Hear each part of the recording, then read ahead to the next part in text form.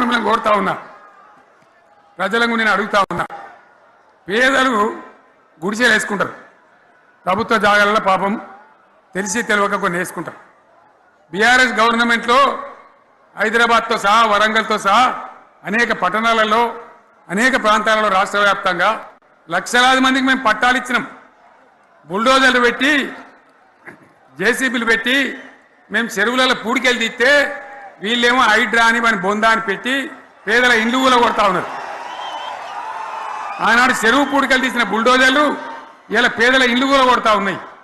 ఇవన్నీ మనం చూస్తూ ఉన్నాం. చూసి మౌనంగా ఉందామా, కొట్లాడదామా, ఏం చేద్దాం అనేది మనం ఆలోచించే సమయం వచ్చింది. దేశాన్ని నంబర్ 1 స్థాయిలో నిలబెడితే ఇవాళ 14వ స్థాయికి 15వ స్థాయికి తీసుకొని పోయినారు.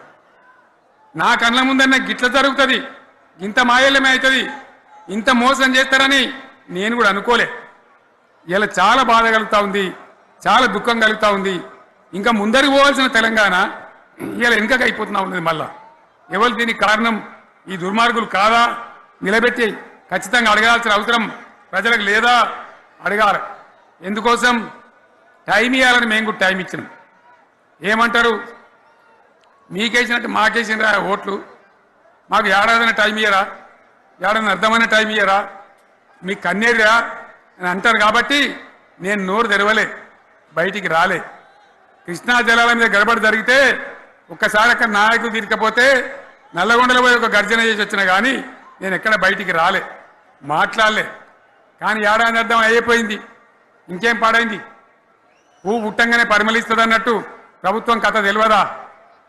ఇంకేమున్నా వీళ్ళకి టైం ఎక్కడిది? వీళ్ళు ఏం చేస్తారు? చివరి 6 నెలలు అయితే ఎలక్షన్ అయినాయి. దీనికి ఉన్న టైమే 2.5 ఏళ్ళు. ఈ 2.5 ఏళ్లలో వీళ్ళు చేస్తారు, మనం బతికి ముందర పడతామా?